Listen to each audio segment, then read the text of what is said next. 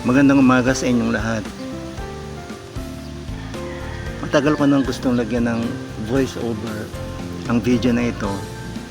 Kaya lang, minsan iniisip ko na wala naman akong sasabihin. Baka wala akong masabi. Kaya nagdadalawang isip ako.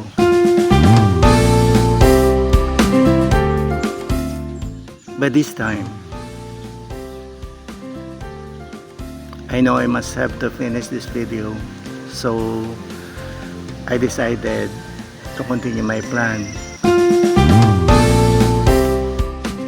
Kaya eto, nagsasalita na naman akong mag-isa.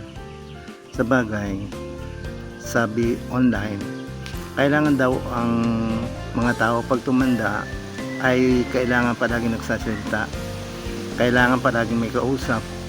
Pero minsan wala naman akong makausap. Kaya idehadaan ko na lamang dito sa video ang pakikipag-usap sa wala. Sabi ng mga kaibigan ko, pagka daw more than 70 years old na, ang buhay daw ng isang tao dito sa digdig ay bonus na lang. Nakakalungkot namang isipin na nabubuhay ako dahil iyon ay isang bonus. Pero matay kong mang isipin, talaga namang parang bonus na nga lamang ang buhay ko dito. Kasi wala na naman akong ginagawa, wala na akong iniintindi. Tapos na lahat ng mga anak ko, may sarili na silang buhay. Kaya kami na lang mag-asawa ulit ngayon. Pero kahit ganun, malimit ay iniisip ko na mayroon pa din namang silbi ang aking buhay.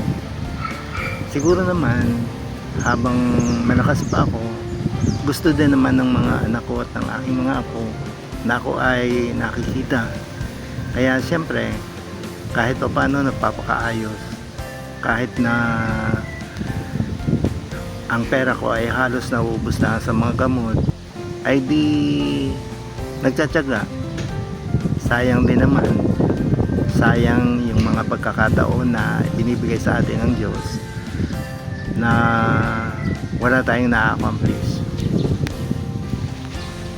So as much as possible, I am collecting memories, treasure them,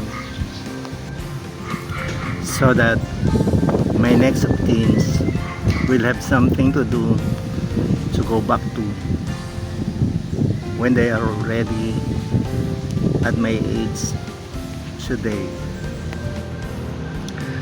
Muli ay maraming salamat sa inyong lahat. Sana yung mga susunod pang video ay inyo pa rin pagtiyagaang panoorin. To the Lord above, thank you very much.